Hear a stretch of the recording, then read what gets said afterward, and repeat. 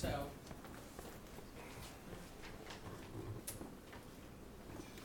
this is the existing nevel right now. I mean, the nevel itself, it would extend way down here. So this is really a close-up of the main site. The only thing to note, consequence on this is there's two buildings that we intend to restore and keep. One is the tower building, which we view as kind of iconic. It's also in very good condition from an architectural engineering perspective. It's poured concrete and steel. The roof is in pretty good shape, so the water elements haven't gotten in too badly over the last 3 years. Pipes didn't burst, that kind of stuff.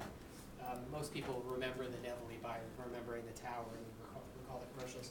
And the other is the outdoor ice skating pavilion. It's truly stunning for those of you who don't remember or haven't been up there recently.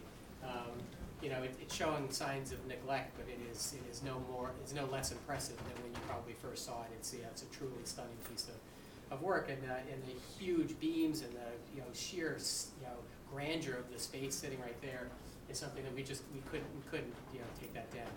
The rest of the property, this is the Honors Haven property up here. So the rest of the property, this is the Golden Gate, the Vacationer, Pennsylvania, these all get torn down. These are just indoor tennis courts, they come down. This whole main portion of the building comes down. Possible exception is a tower called the Empire Tower. It's not in bad condition, but it doesn't really fit neatly into the development plan, and it's not modern, and the ceiling heights are too low, so it's probably going to get demolished in all likelihood. So all of these, this is actually the original nevel building right there. That's the original check-in area back in the 1940s, the 30s and 40s. So most of this will all be demolished. Obviously, all of this is gonna come out.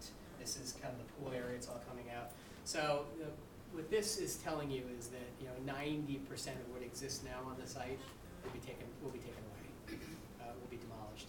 And there are considerations there too. I mean, it's not only is the architecture kind of questionable, and the engineering kind of questionable, but it's too deteriorated from neglect. I mean, you really couldn't ever bring it back even if you wanted to.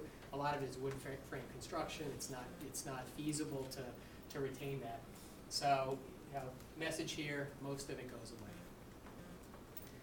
And the second thing I'd like to show you is kind of the end result, and then we'll talk about the components of it. This is a consolidated plan that includes phase 1 and phase 2. So important to note, it's unlikely that this would ever sit here completed and at the same time this is sitting here completed, right? Because what we would do is, we'll get into this in a minute, but we would do phase 1, which is a temporary structures, and while this is operating, we would be building this. And this is very, very important because in order to make the best claim for a gaming license in New York, we need to be able to show that we can start delivering revenue to the state as quickly as possible. And what a temporary structure allows us to do is to get going within several months of being awarded the right to operate a casino. And that's very important from the state's perspective because it gets their gaming ready to go. So this is what the overall development plan would reflect, phase 1 and phase 2. And what I'll do is I'll just spend a little time on the close-ups of these for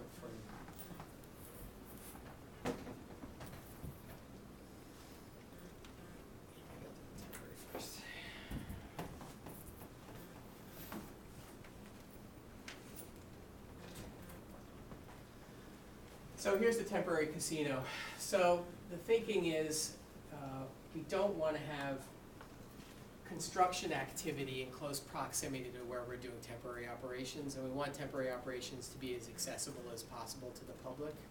So the thinking is the logical area is right here at the corner of Arrowhead and Emily Road.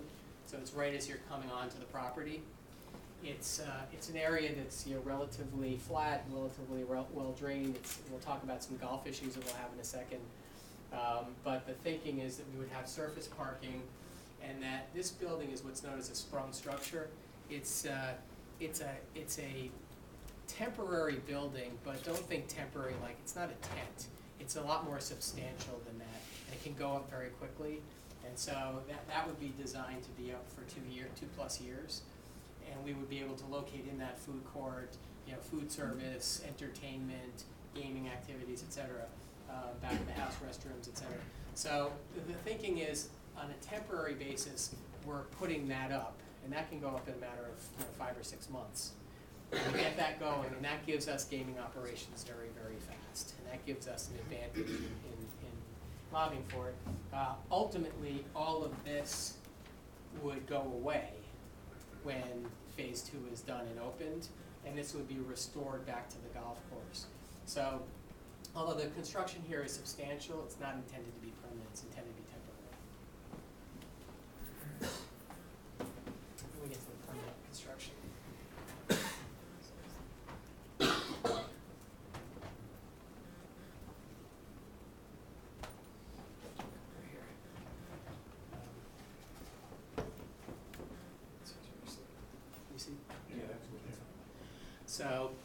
So here's the main structure. So let's just take a trip in. This is coming in off of Arrowhead Road to what's now the security shack. So what we tried to do is we tried to deal with traffic as effectively as we possibly can, and that's to kind of tuck it away and get rid of it as soon as it gets on site. And so somebody who comes on the property can either go directly into this parking structure through the self-parking, or they can come up and do valet parking.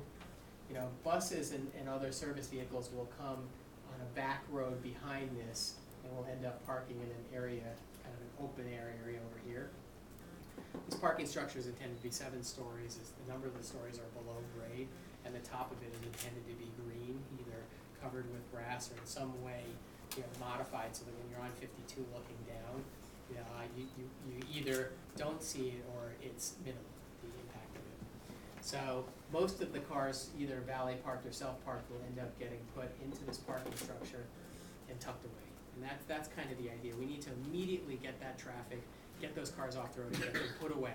They can come out quickly, but we need to get them off the site. So then people will end up coming out of the parking structure, or we have provision for buses. There will be a significant number of visitors that will come up for the day. They'll come up from New York City, we hope, or Southern Connecticut, Northern New Jersey. Everybody kind of empties into this area right here. And this area right here includes check-in, let's see, this hotel. Yeah, so here's the hotel lobby. So you come in, and immediately there are restrooms. There's an ability to get some water, refresh yourself, and then you can get in here to the check-in area. And so all of the traffic that comes on the property, no matter how they arrive, will be forced into this area right here. And then from this area, we can separate people out. People that are here just for the day, they can go straight into the casino.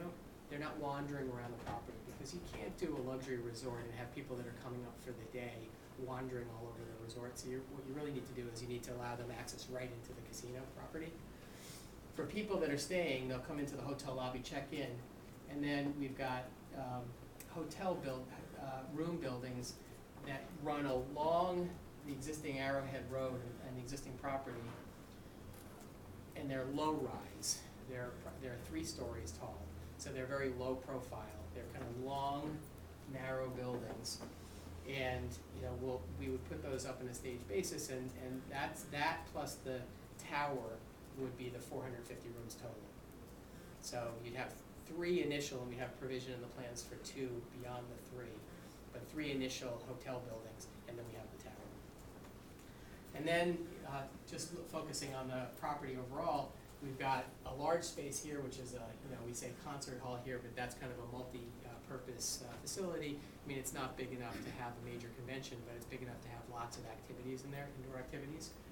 We've got the existing ice stadium restored.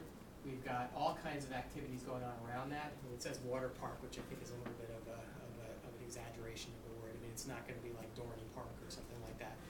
But it's intended to be a very robust set of water features, so that when people are there, that's something that really stands out. Kids really are going to want to go there. Moms and dads are going to want to go up there because their kids are going to have a great time.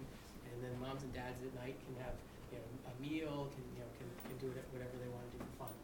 So in this area we have extensive water park features, and this is the family activity area. The whole purpose of this area was to focus on, well, that's where families go. That may be where some people just go for the day too. And there will be people that will, will depend on our policy, and it will depend on how it's interfering with hotel operations. But will in all likelihood allow members of the general public to come up and use this too. So that's kind of more kids, right? Down here, that's adults. So we're going to have a very high-end spa. We're going to have indoor and outdoor pools. We're going to have restaurants. We're going to have all the amenities that you would expect to have in kind of a more adult setting. And that's tucked over on this side, nearer to where the golf is starting off, et cetera. So this is the adult side of the property, which is also where the hotel buildings are. And this is the kids part of the site. And then day trippers come straight into here, assuming that they're going up just for the day to go to the casino. So that was kind of the thinking on the layout. This has probably gone through, I don't know, Jay, 100 iterations or something like that. I mean, it's gone through lots and lots of changes, and it will go through more changes. And I think everybody here appreciates that things are moving around. I mean, we've only recently been integrating a bunch of the Fazio golf comments, and that affects the location of the first hole and the last hole and the property itself. But this is a pretty good kind of first start at what we think makes sense there in terms of size and scope and kind of layout and how we deal with traffic, et cetera.